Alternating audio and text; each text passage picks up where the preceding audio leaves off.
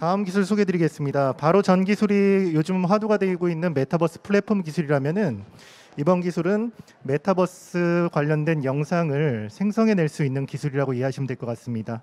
한국전자통신연구원의 김도영 박사님께서 소개해 주시도록 하겠습니다. 박수 부탁드릴게요. 안녕하십니까. 한국전자통신연구원의 김도형입니다. 메타버스 및 XR 지원 실사 기반 입체 영상 콘텐츠 기술에 대해서 말씀을 드리겠습니다. 우선 5페이지에 있는 입체 영상을 먼저 보시면서 말씀을 드릴 수 있도록 하겠습니다. 디바이스가 바뀌게 되면 콘텐츠가 바뀌고요. 콘텐츠가 바뀌면 산업이 바뀝니다. 근데 산업이 바뀌기 위해서는 또 플랫폼이 필요하게 되죠. 예를 들면 저희가 예전에 필름 카메라로 찍다가 디지털 카메라로 바뀌었을 때, 디바이스가 바뀌었을 때 콘텐츠가 일반 인화 사진에서 아날로그 사진에서 디지털로 갔을 때 많은 조단위 회사가 탄생을 했습니다. 뭐 유튜브라든가 플리커라든가 피카사라든가 이런 회사들이 탄생을 했고, 그다음에 코닥이라든가 이런 회사들이 저물어가게 됐습니다. 그리고 가깝게 우리는 현상소라든가 이런 것들이 없어졌고요. 반면에 CD 판매가 늘어나게 됐고 USB 저장 매체가 늘어나게 됐고 산업이 전반적으로 바뀌었습니다. 그래서 디바이스가 바뀌면서 콘텐츠가 바뀌었더니 산업이 바뀌었는데 그런 산업을 위한 여러 가지 플랫폼 기술들이 필요하게 됐었습니다. 그러면서 영상 처리라든가 이런 기술들이 많이 늘어나게 됐고요. 또 반면에 다른 관점에서 보자면 개념이 바뀌면 또 산업이 바뀌기도 합니다. 예를 들어서 사진을 찍으면 필름으로 찍는 거야. 그리고 현상을 해야 돼. 그리고 사진첩에 하나하나 준비를 넣어놓고 보관을 해야 돼라는 개념이 그냥 찍어서 매체에 저장해놓고 검색해서 바로 보는 걸로 바뀌면서 또 산업이 바뀌었다고도 볼 수 있습니다. 플래노틱 입체 영상 기술은요, 기존에 사진을 찍을 때는 초점을 맞추고 구도를 잡고 사진을 찍는 거야 라는 개념을 바꾸는 입체 영상 기술이 되겠습니다. 그래서 사진을 먼저 찍고 초점이라든가 시점을 바꿀 수 있는 기술입니다. 지금 보시는 저 부채춤 영상은요, 작년에 EBS에서 스튜디오에서 국립국악원 선생님들을 모시고 찍은 영상이 됐는데 카메라 웍에 의해서 크레인이라든가 혹은 ING 카메라를 들고서 시점이 움직이는 것이 아니고요. 카메라는 고정되어 있고 촬영한 다음에 컴퓨터 연산 알고리즘에 의해서 자유롭게 카메라를 워킹하는 영상이 되겠습니다. 더 이상은 어떤 영상을 찍기 위해서 카메라 감독님이 뛰어다니실 필요도 없고요. 또 원하는 동선이 나오지 않았다고 해서 다시 촬영할 필요도 없습니다. 또 초점을 바꿀 수 있기 때문에요.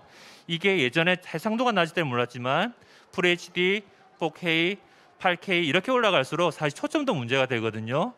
배우를 잡았는데 얼굴 전체에 초점이 맞아야 되는데 코에만 맞는다든가 혹은 뭐 뺨에만 맞는다든가 이러면 다시 촬영을 해야 되는데 그런 것은 시간과 비용을 필요로 하게 됩니다. 근데 플래노틱 기술은 포커스도 초점도 찍고 나서 바꿀 수 있고 구도도 바꿀 수 있기 때문에 그런 여러 가지 기술적인 문제 혹은 현장에서 생길 수 있는 촬영적인 문제 부분을 모두 해결할 수 있는 입체 영상 기술이 되겠습니다. 그러면 그래, 입체 영상 기술 좋은데 요즘 많이들 사용되고 있는 볼륨메트릭 스튜디오에 비해서는 뭐가 좋은데? 라고 할 수가 있습니다.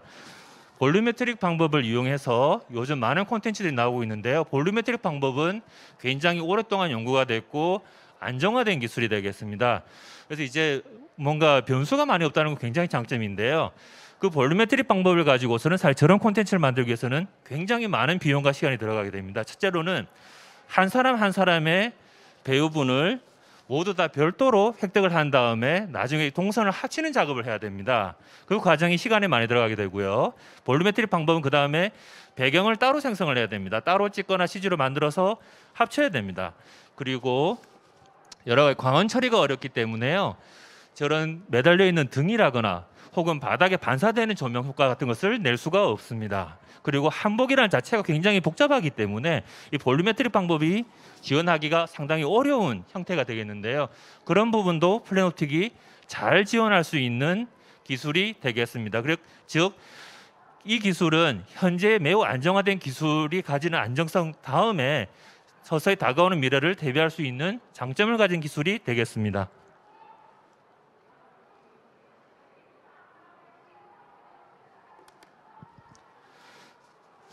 예, 저희 지금부터 메타버스 및 XR 지원 실사 기반 입체 영상 콘텐츠 기술을 다시 말씀을 드리겠습니다. 저희 부스는 LG 전시 공간 앞쪽에 A11에 위치해 있고요.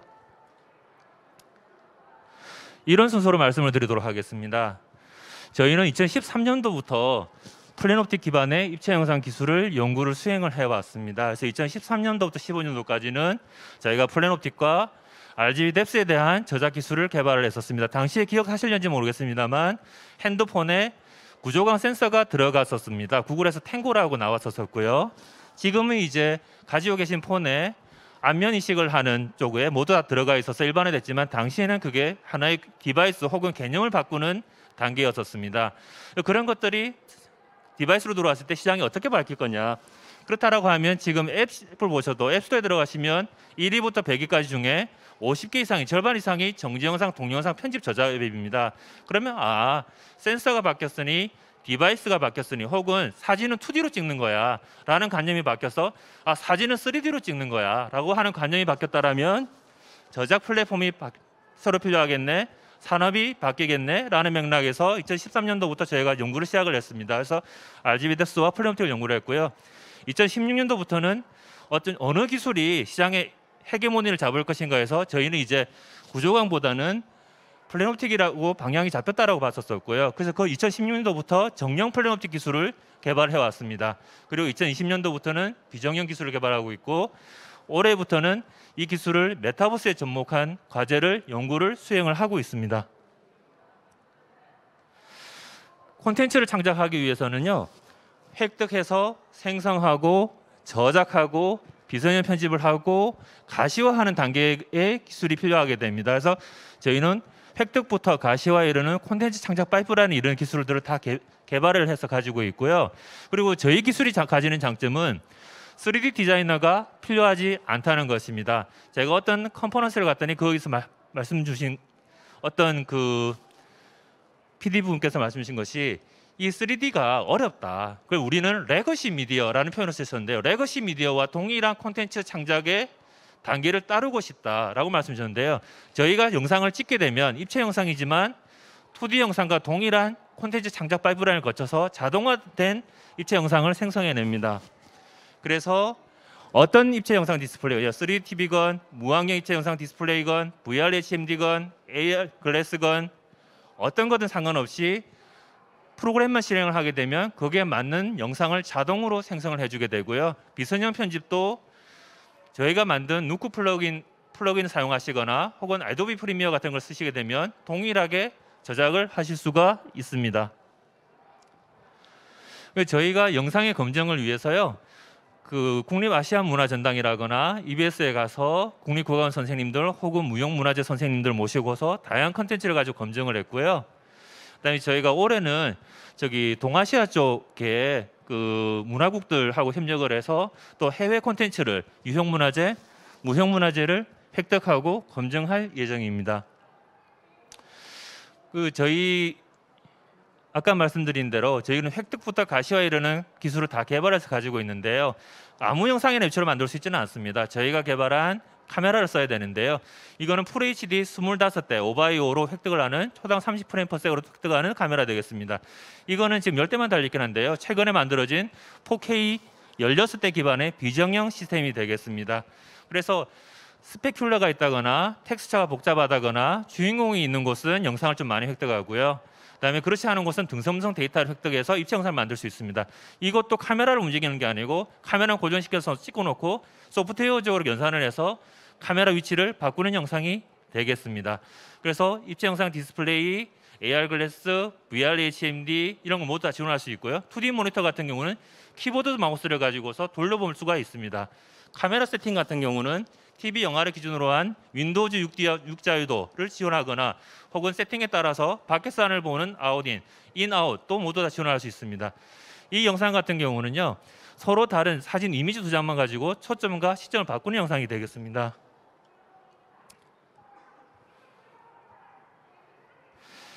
예, 메타버스 쪽으로 넘어가도록 하겠습니다. 지금 보시면 메타버스 공간은 보통 3D로 만드시기 때문에 입체거든요. 근데 영상을 올리면 2D이기 때문에 되게 평면적으로 붙어 있습니다. 그래서 내가 어느 공간에서 보든 영상은 똑같은 영상을 보게 되고요. 깊이감이 없습니다. 그런데 저희 플레이옵틱 영상을 메타버스에 올리게 되면 지금 보시면 왼쪽으로 가면 뒤에 계신 분이 가려져 보이시고 오른쪽으로 가면 가려졌던 분이 나타나서 다시 보이게 됩니다. 왼쪽과 오른쪽에 앉은 좌석에 따라서 보는 영상이 다 달라지게 되고요. 그리고 입체 영상 디스플레이나 혹은 VR, HMD를 쓰시게 되면 공간도 입체고 보시는 컨텐츠도 입체가 되게 됩니다. 즉 공간과 콘텐츠가 따로 놀지 않고요. 하나로 그 공간에 통합돼서 입체로 볼 수 있게 됩니다. 저희가 이 기술은 기존 과제에서 개발한 기술이고요. 이 기술을 좀 더 잘 적용하고 잘 나타내기 위한 표현하기 위한 기술을 올해부터 신규 과제에서 또 연구를 진행을 하고 있습니다.